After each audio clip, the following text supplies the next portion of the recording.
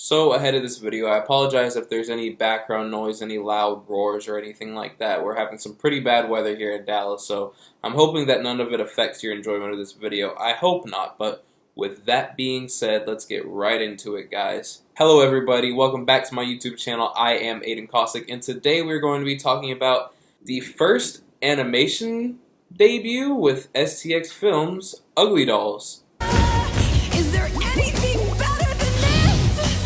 No, it couldn't get better. So, like I said, UglyDolls is the first animation endeavor by STX Films, and it's about a group of reject dolls that are called the UglyDolls, and they all live in Uglyville. And what they are in these assembly lines, you have tons and tons of dolls being made, and every now and then one of them slips through that might not be up to the standard quality, so it gets sent down to Uglyville. And going into this movie, I wasn't all that excited. It just kind of looked like a really generic, Wonder Park kind of movie, to harken back to something that I reviewed a little bit earlier this year. It looked like a Wonder Park, where the animation would be and the story would be pretty generic, and it's one of those movies where, look guys, we have Pitbull, there's gonna be Pitbull songs in it.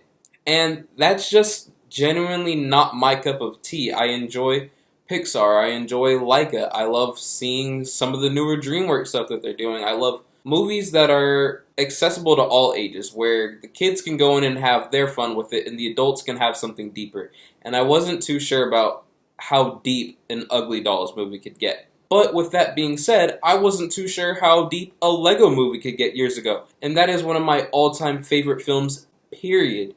And this movie is definitely not up to the standard of a Lego movie, but it is cute in the same way that a Lego movie was cute.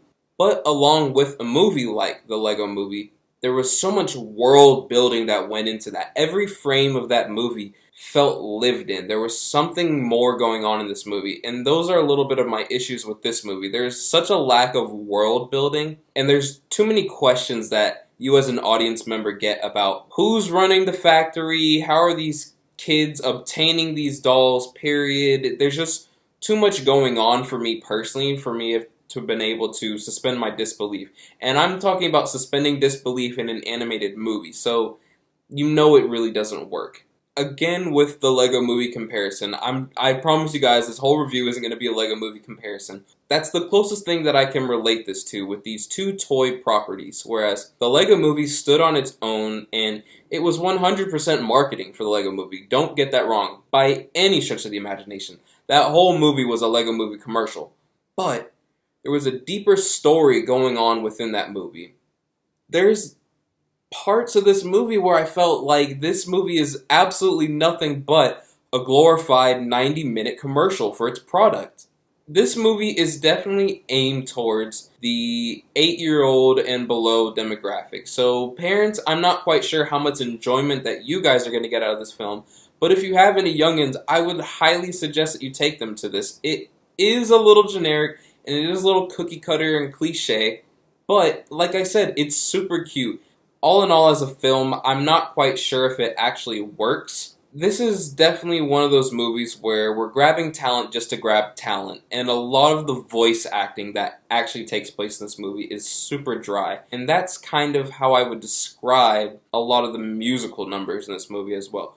We have great vocalists in this movie, don't get me wrong. The actual singing talent in this movie is great. Within the context of this story, and within the context of this movie, all the song and dance routines that kind of find themselves just randomly placed throughout this movie go on for way too long, and they're not engaging at all. One of my favorite films in the last couple of years, La La Land. I absolutely love that movie. Take a La La Land. Every song in that movie had a purpose. Every song in that movie was entertaining, no matter what else was going on in the story.